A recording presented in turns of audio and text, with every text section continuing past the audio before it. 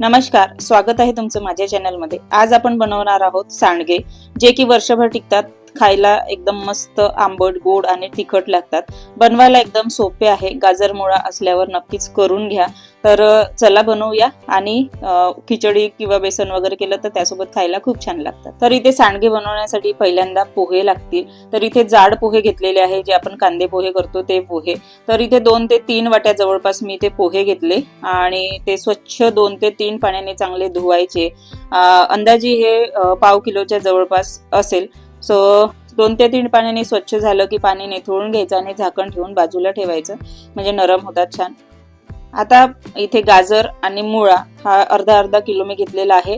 तर ते चांगलं स्वच्छ धुवून घेतलं। नंतर इथे 1 किलो पपई घेतली, ती सुद्धा चांगली स्वच्छ धुवून घेतली, कारण की त्यावर चीक वगैरे असतो। आता यासाठी आपल्याला कच्ची पपई लागणार आहे। सो मी इथे काल बाजारातून आणली होती पपई। आणि इथे घेतलेल्या ही हिरव्या मिरच्या, त्या सुद्धा चांगल्या स्वच्छ धुवून घ्यायच्या। नंतर यामध्ये लागणार आहे आपल्याला टोमॅटो। तर मी इथे 1 किलोच्या जवळपास, कमी जास्त झाले तरी काही हरकत नाही, 1 किलोच्या जवळपास मी इथे टोमॅटो चांगले गलगले पिकलेले टोमॅटो पाहिजेत, ते सुद्धा चांगले स्वच्छ धुवून घेतले आणि सगळं आता पाणी निथळायला ठेवलेलं आहे। आता हे सगळं स्वच्छ धुवून झालं की गाजर, मुळा आणि पपई याचे छिलके काढून घ्यायचे। तर मी पूर्णपणे सगळ्यांचे छिलके काढून घेते, नंतर दाखवते। बघा, गाजर, मुळा आणि पपईचे सुद्धा सर्व छिलके काढून झाले। आता याचे जे छिलके आहे, तुम्हाला तुमच्याकडे झाडं असतील तर तुम्ही त्याचं खत म्हणून वापर करू शकता, नाहीतर मग गाईसाठी तुम्ही देऊ शकता। आता हे सगळे छिलके काढून झाले तर चांगला आता किस करायचा। थोडासा मीडियम साईजचा तुम्ही इथे किस करून घ्या। तर बारीक केला तरी चालेल, जाड केला तरी चालेल, पण मला असं वाटतं की मीडियम साईजचा जो किस असतो, एकदम खूप मोठा पण नाही, अशा प्रकारे किस करून घेतला सगळ्याच याचा, गाजर, मुळा आणि पपईचा।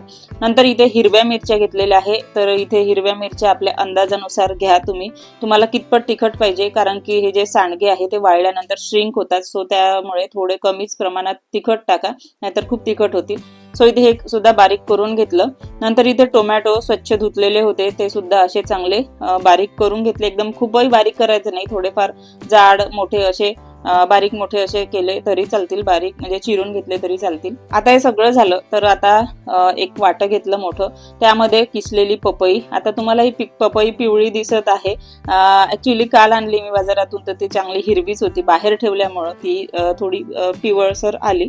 नाहीतर याला कच्ची पपई पाहिजे चांगली, तर अजून छान लागतात, पण काही होत नाही, तरी सुद्धा छान लागतात। मी केले कारण खूप छान लागतात हे सांडगे। सो इथे आता सगळं मिक्स केलं, सांबार टाकला, जाड पोहे जे भिजवले होते ते सुद्धा टाकलं, सांबार म्हणजे कोथिंबीर चांगली बारीक चिरलेली। नंतर इथे हिरव्या मिरच्या ज्या बारीक करून घेतल्या होत्या मिक्सरला, तुम्हाला जर हिरव्या मिरच्या खूप नसतील टाकायच्या, थोड्याशा टाका, आणि नंतर तिखट सुद्धा तुम्ही यामध्ये वापरू शकता। नंतर टोमॅटो जे आपण चिरून घेतले होते, त्यामध्ये मी बिया वगैरे टाकलेल्या नाही त्याच्या।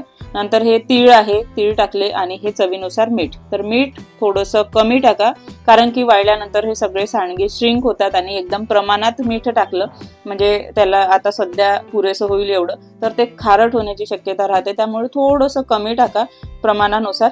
आणि हे सगळं चांगलं मिक्स करायचं। आता चांगलं मिक्स करून झालेलं आहे, तर तुम्ही अशा प्रकारचं परडं घ्या, किंवा तुम्ही पॉलिथिनवर टाकले तरी चालतील। तर मी इथे परड्यावर टाकणार आहे आता। आणि जर पॉलिथिन परडं नसेल तर पॉलिथिनवर सुद्धा तुम्ही हे सांडगे मस्त कडक उन्हात वाळवून घ्या। तर अशा प्रकारे जसे आपण वडे थापतो त्या प्रकारे असे थापून घेतले, आणि थोडे जाडसर राहिले तरी काही हरकत नाही, पण खूप पातळही थापू नका, नाहीतर मग हे अगदी पटकन तुटून जातील। थोडेसे जाडसर इथे ठेवा। अशा प्रकारे सगळे सांडगे मी इथे थापून घेते।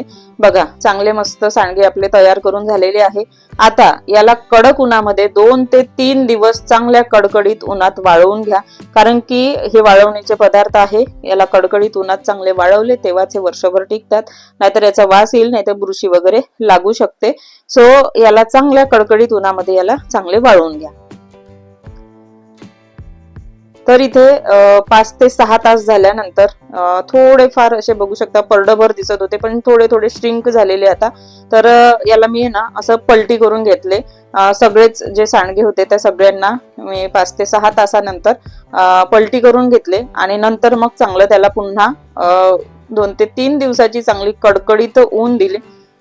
सांडगे आपले इथे रेडी आहे, तुम्ही बघू शकता मस्त असे खणखणीत वाळून तयार आहे. आता हे सांडगे आहे ना वर्षभर टिकतात आणि खिचडी केली किंवा खिचडी फिक्की राहते, सो तोंडाला चव आणण्यासाठी हे सांडगे एकदम मस्त आहेत. नक्की करून बघा आणि तळून सुद्धा दाखवते हे बघा. तर हे तेल अगदी हलकसं गरम झालं की हे तळून घ्यायचे, एकदम खूप कडकडीत गरम तेलामध्ये सुद्धा नाही तळायचे, नाहीतर जळल्या जातील आणि खायला चविष्ट लागणार नाही. इथपर्यंत व्हिडिओ पाहिलाच आहे तुम्ही तर प्लीज व्हिडिओला एक लाईक करा, छानशी एक कमेंट करा. चॅनलवर नवीन असाल तर प्लीज सबस्क्राईब करा आणि सबस्क्राईब केलं असेल तर तुमचे खरंच खूप धन्यवाद. प्लीज व्हिडिओला एक लाईक करून जा आणि छानशी एक कमेंट करा. तर तुम्ही पण नक्की करून बघा. हे सांडगे एकदम सोपी आहे आणि वर्षभर टिकतात, खायला अगदी मस्त लागतात, आंबट गोड तिखट असे. आणि जर तुम्ही खिचडी किंवा बेसन वगैरे असे काही आयटम केले किंवा तोंडाची चव बिघडली असेल तर त्या सोबत सुद्धा हे तोंडी लावण्यासाठी खूप छान लागतात खायला, अगदी एकदम मस्त लागतात, चविष्ट. नक्की एकदा करून बघा आणि मस्त खा, स्वस्त रहा. पुन्हा भेटूया नेक्स्ट व्हिडिओमध्ये. तोपर्यंत बाय.